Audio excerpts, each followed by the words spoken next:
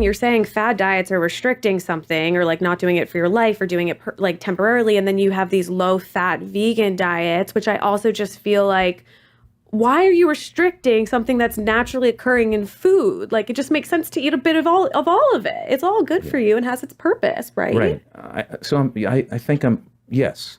The point you're making and I'm making is that the extremely low-fat vegan diet has taken over as the major voice behind the plant-based movement. I don't necessarily agree with that. You don't agree with that? Well, I mean, I know you see it and maybe you see it and there have been some very loud people in your life, but I do feel like so many people I see also eating like me and where they like beans, and I go to restaurants and I see like everything's in like a nutty cream sauce and stuff like that. So I don't see like a ton of low fat stuff, but I think it's like, why would I want to add an avocado to my vegan meal, like, or to my, Right. that would make it so much more delicious. Such a large part of the vegan or plant-based community have made people fear eating nuts and seeds or avocado as if there's something unhealthy about them. And some of these groups don't even put nuts and seeds in their food group, on their plate or their pyramid or whatever. And you think they're vital, they're important.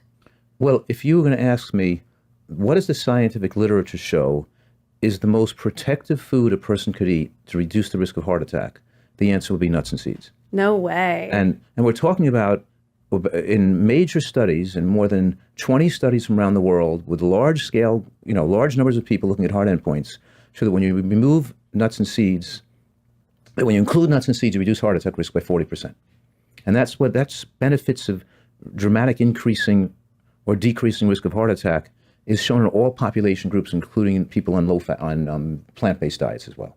The Seventh-day Adventist Health Study 2, for example, follows Seventh-day Adventists living in California who advocate strong plant-based diets, and as they, in all groups, even those on vegan or near-vegan diets, as they went from a half an ounce a day of nuts and seeds or less to an ounce and a half of nuts and seeds or more, the risk of heart attack that's switched by 40%. So you keep hitting your mic. So the risk of, we're saying here that the exclusion of nuts and seeds and the exclusion of fat down to below 10% or below, like these nutritional advocates are recommending, increases risk of all-cause mortality, cancer deaths, and heart attack deaths in those people who are healthy people who don't have heart attacks and cancers yet, but also in people who have heart disease already. So some people, they argue that, oh yeah, nuts and seeds are okay, but when you have heart disease, it's better to cut out nuts and seeds. That's not true. The opposite is true. By cutting out all the fat of the diet to make it below 10%, you increase the person's risk of atrial fibrillation, cardiac arrhythmias, and sudden cardiac death. Jeez. So we're saying dropping fat intake below 15% in the diet, because we're talking they're dropping it to 10%. And I'm saying the fat intake should be between 15 and 25%, not below 10%. Mm-hmm.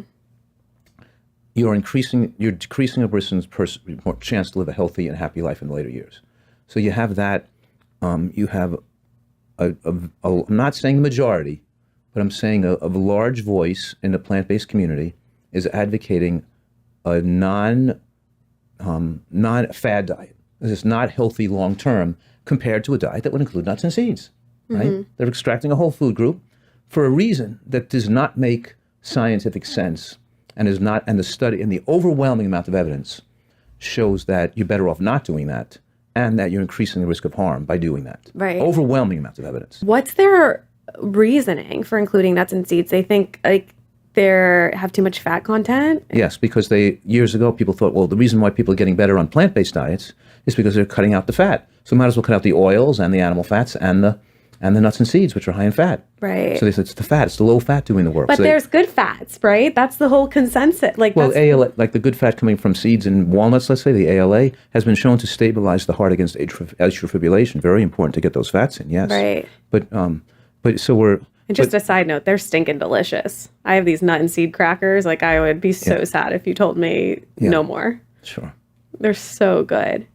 And you make desserts and dressings and creamy sauce. God. How could you eat it? The diet is just not as satisfying. I will say the vegan movement is very pro-avocado from my view on it. So the view is because there's been some studies by certain people, certain physicians who have taken people with advanced heart disease and put them on plant-based diets or vegan diets and taken the nuts and seeds out and these people had better long-term, had better outcomes. I assume that would be true, actually. Better is not best. Better is not best. And I've also have produced studies, parallel studies to that, showing just as good or better outcomes, with better outcomes actually long-term. And I published a study, I have it right here, that was published in Improved Cardiovascular Parameters of the Nutrient-Dense Plant-Rich Diet Style, published in 2015 in the Journal of Lifestyle Medicine. And I have a study right here, was published in the International Journal of Disease Reversal and Prevention in 2020, called Nuts and Seeds for Heart Health. It's called, the title of the study is Nuts and Seeds for Heart Disease Prevention, published in the International Journal of Disease Reversal and Prevention, with over 50 scientific references.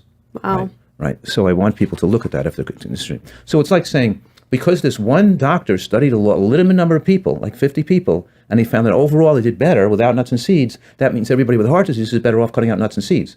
Well, that's not true. That's just to live. Although you helped them, you can recognize like you helped them. It's better than what they were eating before. He made a lot of help to them. That's like saying Dean Ornish's studies, which also showed reversal, allowed people to have egg whites and low-fat milk, low-fat yogurt in the program. Still better, still good outcome. Still good outcome because it was better than having what they were eating before. And just because they allowed, I don't recommend people have egg whites and low-fat yogurt with heart disease, but that's better to have that.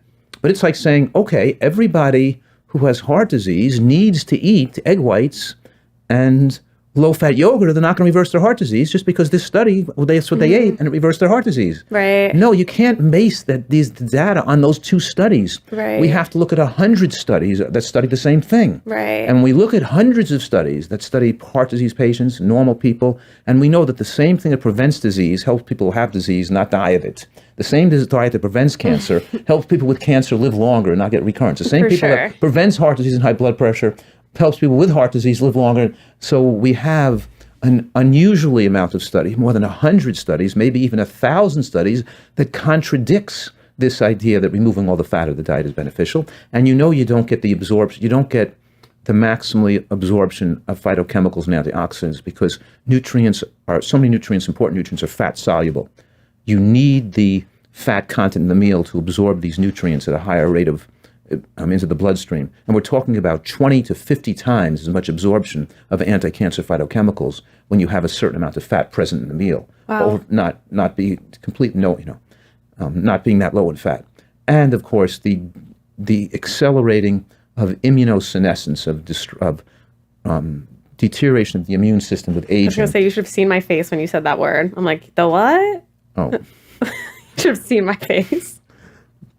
There's a natural weakening of the muscles and the bones and weakening of the immune system. People get older. Immunosuppressant? Immunosenescence. Oh, Immunosenescence. Immunosenescence. Got it. Right. The deterioration of the immune system as we age. Okay.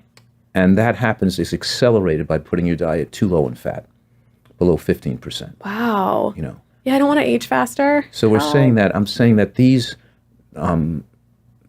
nutritional leaders, they've influenced so much of the plant-based movement, and so people are fearful of eating of utilizing nuts and seeds in their diet, in spite of the thousands of studies that show they're wrong.